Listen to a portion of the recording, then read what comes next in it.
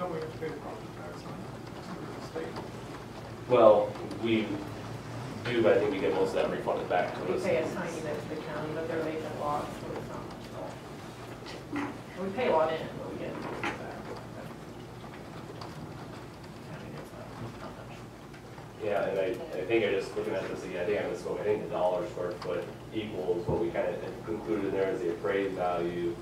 We kind of included that in that total price, plus the water sewer, plus the streets, and plus the, so that would be 565. I think the total before would have been 546 or something like that. So I think it's pretty close to what we were doing before, but again, smoothing it out so we don't have one lot at $22,000 and one at $9,000. They're basically the same.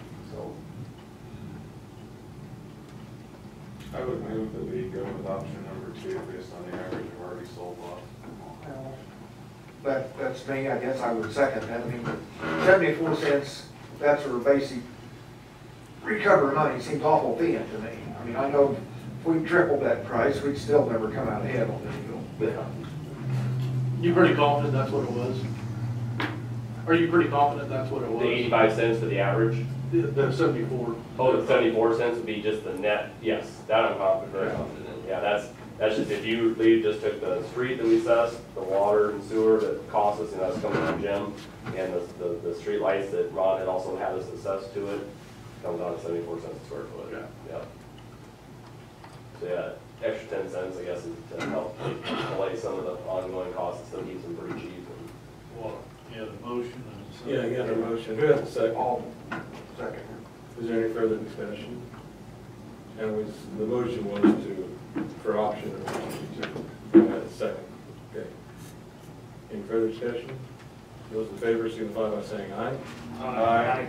Opposed? Motion carries. Next item is adjournment. I think you- Been moved by Council. I think he's moved to. Second by Council Conto. We're adjourned.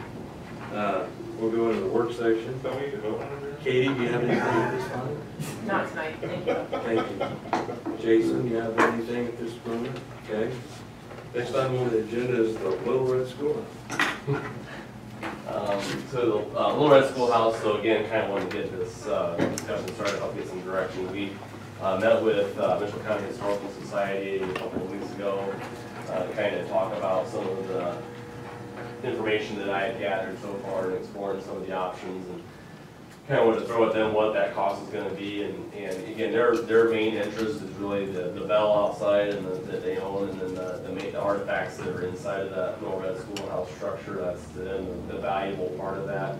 Again, it's not saying there isn't some historical significance with that structure, but again, it's not the, I know that it was built kind of last go around. It was used a little bit, it's moved once or twice. I think it's not even the original color. So to them, there's other ones that they'd rather pump in money into if they're going to pump money into a schoolhouse. Now they said they were to receive it, it was in good condition, plus it had some sort of a funding source or something to keep it going long term, then they might be interested in it, so but their main concern is the artifacts inside, which they plan on removing from the structure before they get damaged any further. And I think I included some pictures. I went there again the other day, and the roof and ceiling's falling down some more. I don't know, that looks pretty new to me. And looks like must be water coming through the roof and got that plastered wet and it came down a little bit. So kind of just again, you guys know some of the history and some of the things behind it. So I kind of wanted to get that discussion going, to do just the siding, looks like it had been, the structure had been all redone like in the 70s, it looked like from my history. So it's lasted about 40 plus years. So to do that, part would be about $9,300. That doesn't include windows. That does tear off that back lean-to structure, which is in pretty poor shape. It's in the rust mode, and it's really not needed. It's not any historical significance to the building whatsoever. But that also doesn't include some of the flooring failures, some other things you're going to run into as you rip into this thing. And then, the foundation and just that whole area. I mean, you saw the pictures again. That was a couple days after. I think I went there Friday. So I don't remember last time it rained, but it was sitting right in the middle of the puddle. So those were right after rainstorm. I don't think, if I remember right, it's been fairly dry a few of those days. So, and then again, we've talked about bathrooms, and I think the bathrooms would probably be a separate structure from that if we were to do something up there for bathrooms. But again, trying to kind of give you just a rough guesstimate based on kind of, some of it's pretty factual, some of it's just kind of feel for what talking to Morgan, you know, the bathrooms and what it's kind of built in the past, so. So again, that's kind of where I came up into that, you know, maybe that 50 to 60,000 to really refurb that. Probably still won't be perfect because it doesn't really touch the interior a whole lot, just kind of make sure it stays. We're going to do some work on that. You know, a second option again would be, you know, Mitchell County Historical Society, and again, you know, get it parked over somewhere, and maybe it's there, I don't know. But again, for them to be able to man it, they really don't have a ton of staff, and you know, I kind of put in some numbers there as far as the last time it's really been utilized. You know, it's looks like the last real classroom visits were 2011, and some of the visitorship has really, you know, it's really gone downhill, and that could be for a couple factors. I don't really know if there's a contact number up there anymore. I don't think there is, so a lot of people don't know how to, but still, it kind of has tailed off. So again, they're really more interested in that if it comes in good shape. You know, they're busy dumping dollars into their new facility. That's really their focus. Well, yes, sir. like you had said there too, Jason, on that second sentence on number 2, you stated that currently they are not interested in the structure due to the significant cost to refurbish. You know, Yeah. they would need their own funding. Yeah, that's just it, yeah. So I mean, yeah, that's kind of how they close out with me, and that means, like, you know, if it was given to them and it was in perfect shape and Yeah. had some 50 grand or 100, you know, some sort of little endowment to go with it to keep it going, you know, help it out, and then of course they'd be interested in it, but they're more interested in the artifacts inside. Because to them, there's schoolhouses out there, I guess there's a stone out there, there's a couple out there that they're far more interested in, that actually have some real long-term historical significance besides just the artifacts. You know, a third option, again, you know, I know that there are people in the community that are passionate. I mean, it obviously represents Beloit. I mean, you look at some of the pictures in the old paper articles from the 70s and 80s that are posted in there. I mean, obviously there's some time in there, so you don't want to ignore that. So again, maybe it's more of an open house scenario where we start talking to the community, like, what do you want us to do with this? Or maybe there's a community-led initiative to get the funding to get it up to snuff, and we can execute it. But you know, it's kind of on one hand we're talking, you know, tax dollars, on the other hand we're talking, you know, putting some dollars into it. So, but not just dollars into it. I don't want to just, the other third concern I would have is put those dollars into it and it just sits there and rots away for another 30 years. I mean, I guess, Mike, I mean, back in the 70s, this was a big deal. Sure, exactly. Yeah, that's what you can see in the articles. You know, and I guess what I'm looking at now is, okay, the museum is going to get all the artifacts out of there.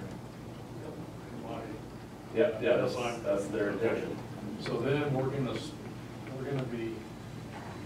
there's gonna be if we go in there and refurbish the thing, we're basically gonna have a shell of a Little Red Schoolhouse. There's not gonna be anything in there. Is that correct? That seems to be their intention. Now, again, I don't know if it's fixed up, that they would move it back. I don't know that. To me, if we don't have members of the community that would like to step up and help refurbish this, I think the money that the city would be spending on that project would be better spent putting in restrooms up there. I think once they take the artifacts or anything of any value out of there, and it's, you know, I think it's gone, it's down the road then. And it's just gonna sit there and deteriorate down to nothing, you know. But then, does that fall on us to raise it and have it hauled off, or, because I don't think it's structurally sound enough that you could jack it up and move it somewhere. Technically, it's our building, and again, that's kind of that third option, you know, I mean, I still want to see maybe a pathway forward. It does have some tie in here, I know there's people that are passionate about it, so again, maybe it's to approach them or get that community side of the group open. I mean, maybe they've got a different spot they want to park it to kind of keep it and do their own little thing and do their own, you know, stuff with it, but, you know. So we turn it over to that committee? Well, it's just an idea, because again, you know, it's the idea of, you know, I know a couple of years ago, it kind of got to be a big issue, and now it still has sat there for another 3 or 4 or 5 years. And I just don't think it's the city's place to be spending the money for it. You know, if the Historical Society's not interested in investing in it, you know, we've got a lot of places and needs within the community for our money. And if a task force doesn't want to raise money and rehab it, I think it's. Yeah, I think run its once you time. take the artifacts and the bell out, then we're just looking at a pile of boards sitting there.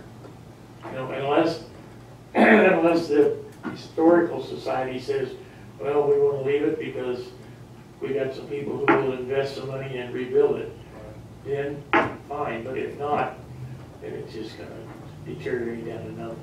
Are we at least willing to spend the money just to see what the community's actual feelings are regarding it?